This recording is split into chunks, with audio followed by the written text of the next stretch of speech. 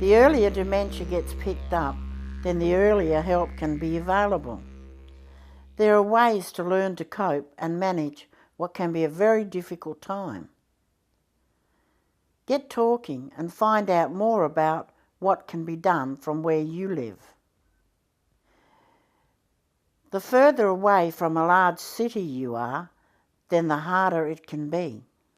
Care can come from a variety of places, and here are some things that can be done.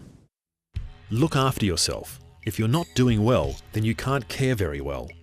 Family support. Get the family involved and get them to learn the illness. Extended family and friends. Same for these guys. The more they know, the more they can help. External support. Go early and get help. It's there for the asking.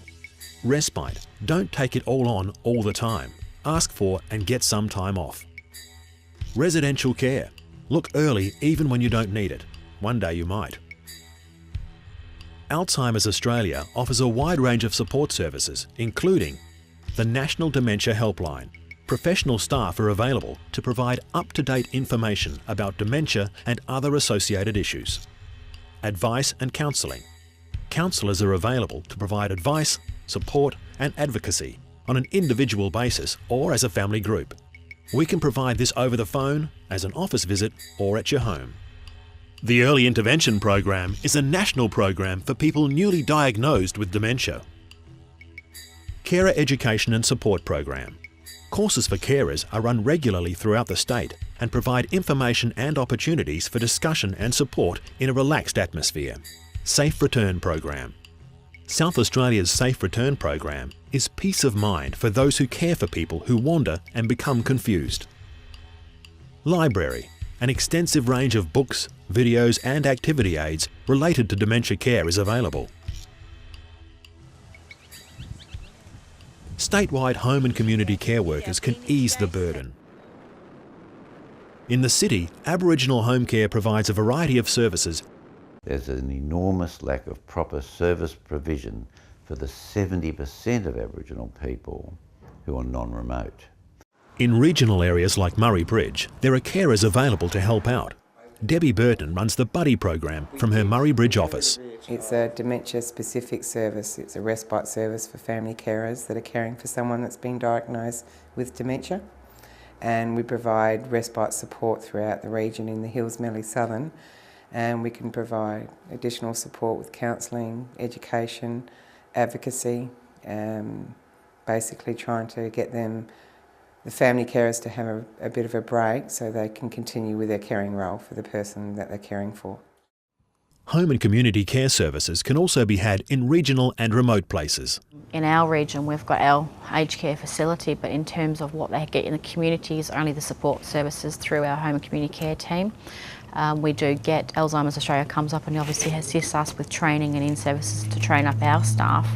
However, in terms of carers in the community, it's limited. In Aboriginal communities, the provision of aged care, and this is remote communities, boils down largely to almost to the old blankets and rations that has been going on for 150 years or more.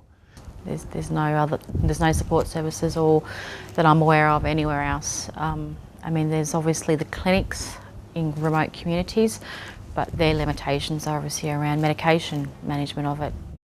In spite of what the media portrays, it's not all bad out in the remote communities. Aboriginal people have a very developed sense of kinship and family bonds are really strong. You do see the richness of Aboriginal families. To go to an Aboriginal house in a remote community, to see on the veranda, which is Bear Earth House, but Bear Earth Veranda, which is their choice. And the whole family, 16, 20 people with a fire in the corner, with an Aboriginal, severely demented Aboriginal lady with Alzheimer's disease, who's constantly being touched, settled, attended to, given bits of kangaroo, in this instance off the barbie, which is just the fire, monitored.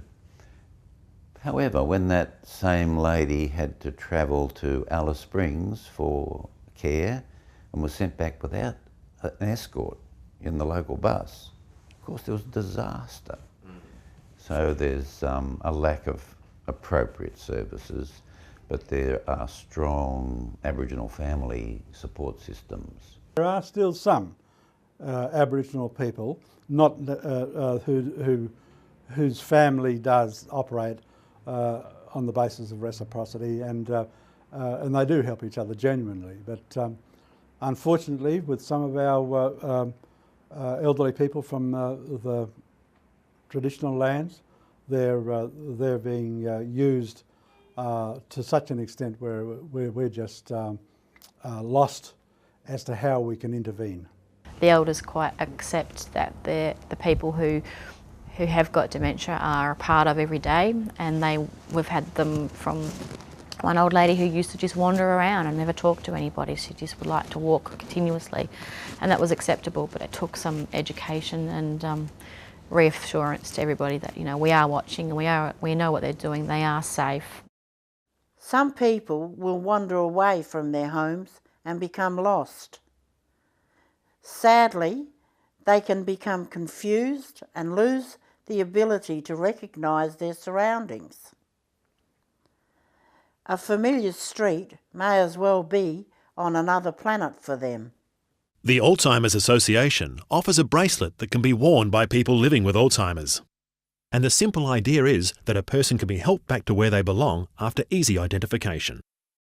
Safe Return is a project that was initiated by Alzheimer's Australia SA and SAPOL for people specifically with Alzheimer's or dementia-related diseases, for people who go wandering or get lost or confused. It's actually a bracelet that is worn at all times, and the bracelet has a secure number on the back, engraved on the back, and that number is registered with the police and registered with Alzheimer's Australia SA. Well, they should look for this bracelet, and if they find that they have this bracelet on, then they turn the bracelet over and they ring the police and they tell them this number, and the police will know. They will have all the confidential information on this particular person, and then that way they'll be able to find where to take them back to. The most important place to recover is, of course, your own home. Support in a loving environment with a caring family is important. Sadly, many people in very remote communities can't get the help they need. Now, those people are now having to move off the lands and are forced to be down here in Adelaide or Alice Springs or Perth. At the far end of the illness, professional, full-time, high-quality care may be needed. This inevitably means placement in a nursing home where they can be cared for. Often the person will be placed with elderly people who do not have dementia. The nursing home staff need to be up to date on how to care for people with dementia. A lot of mentoring has to occur if we have a particular client with such high level of dementia, and ensuring that they realise that they are doing a really good job. It's just we've got a number of barriers to break down first to be able to provide the same quality of care that we're obviously providing the other residents within our facility. The future does look more promising. I see the department has a commitment in relation to trying to look for the future for dementia services, and they were very specific in focusing on Calder and Aboriginal communities and what we can do to service those communities. Aboriginal people need to have Aboriginal controlled services and then have total access to the mainstream system as well. They should double dip. It's what we used to do for our veterans.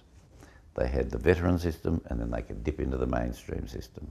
I would see that as very appropriate for our longest running veterans, the Aboriginal people. For the surrounding family and friends, this is a traumatic time, so early help from professional services can ease the burden.